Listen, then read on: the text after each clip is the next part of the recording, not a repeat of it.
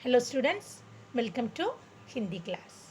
आज हम अरुण कमल द्वारा रचित खुशबू रचते हैं हाथ खुशबू रचते हैं हाथ नामक कविता पढ़ेंगे। कवि कौन है? अरुण कमल जी। अरुण कमल जी का जन्म बिहार के रोहतास जिले के नाजरीगंज में फरवरी 15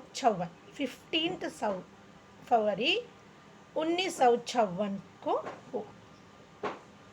ये इन दिनों पटना विश्वविद्यालय यानी यूनिवर्सिटी में अध्यापक थे।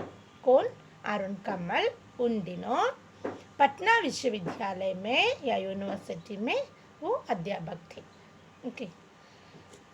इस कविता में कवि ने जो गंदी गलियों में रहकर अपने जीवन में इतनी मुश्किलों को सहते हुए भी दूसरों के लिए जिस तरह खुशबू फैलाने वाली और महत्व देने वाली अगरबत्तियां कैसे बनाते हैं, इसका वर्णन कर रहे हैं अरुण कमल जी।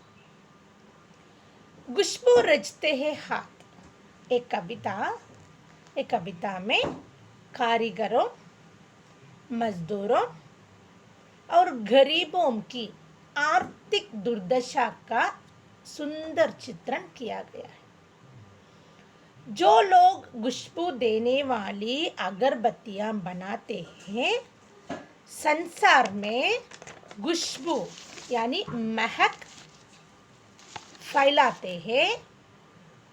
वे स्वयं नालों के आसपास कूड़े करकट के ढेर के पास बदबू भरे वातावरण में रहते हैं।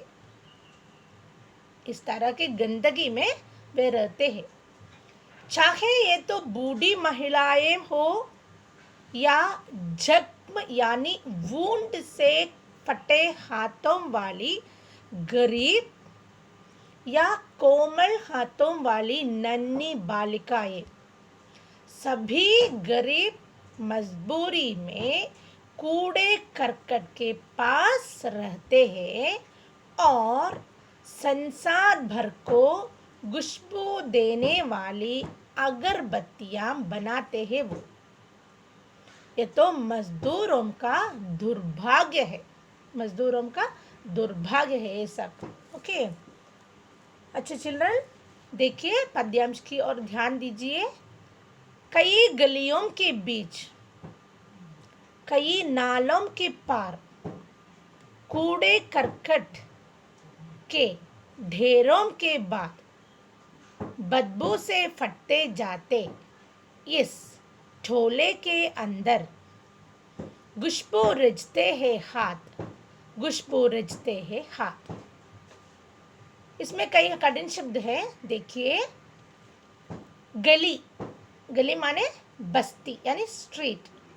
नाला, ये तो अंग्रेजी में इसका अर्थ है डिच, नाला।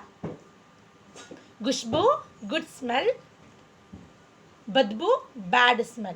सो खुशबू शब्द का विपरीत शब्द है या विलोम शब्द है बदबू। खुशबू, बदबू। ठोला, छोटी बस्ती। ठोला का अर्थ है छोटी बस्ती। कूड़ा करकट यानी कचरा यानी गंदगी। ढेर, ढेर क्या है? ढेर, लोट ऑफ। ढेर का अर्थ है लोट ऑफ। ओके। सो यहाँ खुशबू रचते हैं हाथ उन लोगों के बारे में है जो खुशबू रचते हैं, यानी खुशबू की रचना करते हैं, यानी ऐसे लोग जो अगरबत्तियां बनाते हैं। ये लोग अगरबत्तियां बनाकर दूसरे लोगों को महकाते हैं।